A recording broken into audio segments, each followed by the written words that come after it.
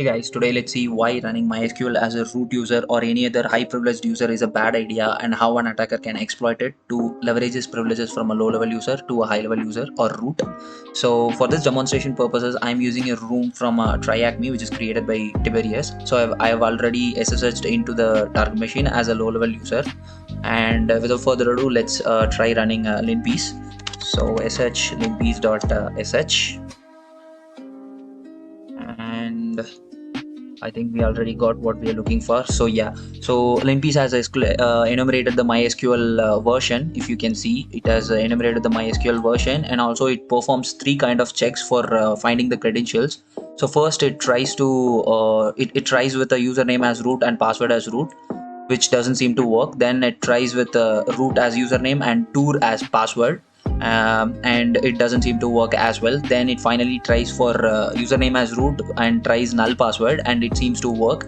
And if you see here from the configuration file of MySQL, which is located at /etc/mysql/my.cnf, the MySQL is currently configured to run as root, which is it has been deliberately misconfigured to run as root, which is not in normal occasions. If you see, we can confirm this with the list of running processes. If you go back here and if you take a look at the list of running processes, here you can confirm that the MySQL is running as root. So you can also see the command through which the process has been spawned.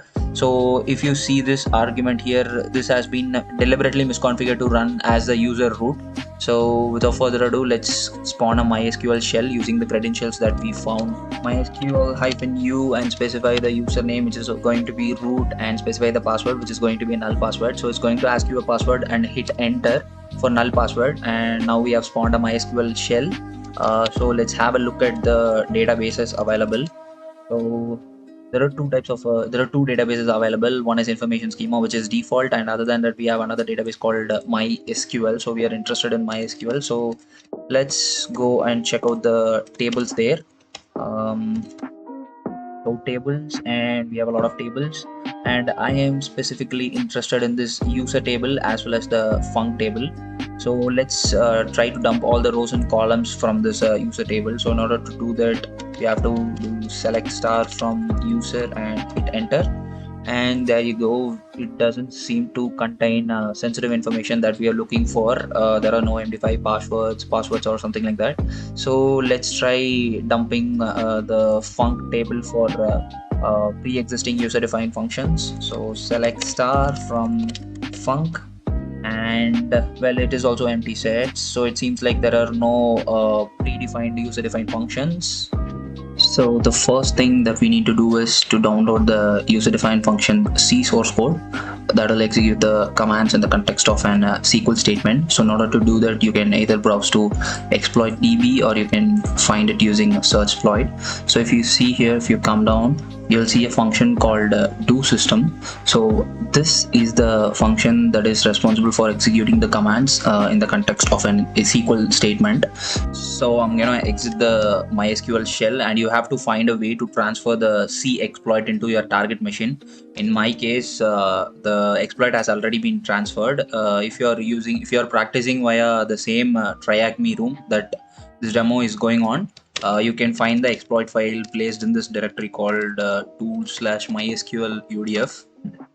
So if you have a look at here, you already have the exploit code here. It's the same exploit code, like, yeah, if you see, it's the same exploit code that we had looked at earlier.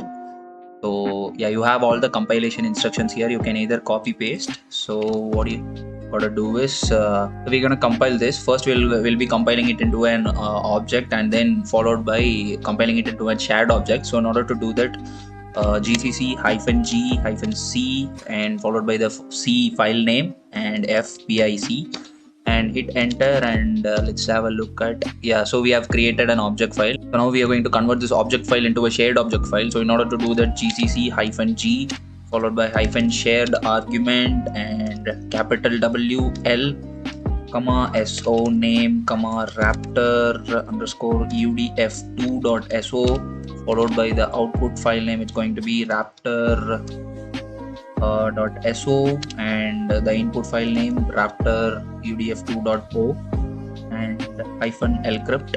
So hit enter, and if we check, there you go, we have created a shared object file. So I guess we are done with the shared object thing. Now we gotta spawn a MySQL shell, and in order to do that, yeah, it's p and the password is going to be null. And now let's get into the MySQL database, and now we are going to basically create a table. Call it, could be anything. So create table, and we'll name it any arbitrary name, and it's going to contain block characters. And there you go, we have created. Now if we take a look at the tables list, so we can see that we have created a food table. Now what we are going to do is we are going to we are going to copy the shared object that we have created into this food table. So in order to do that, we are going to use the insert into query and insert into the table name, and the values is going to be loaded from the file location, which is home/user/tools/mysql, sorry, my bad, mysql hyphen udf.so. I think it's udf2, yeah, udf2.so, and close the brackets, yeah, and followed by the, don't forget the semicolon, guys.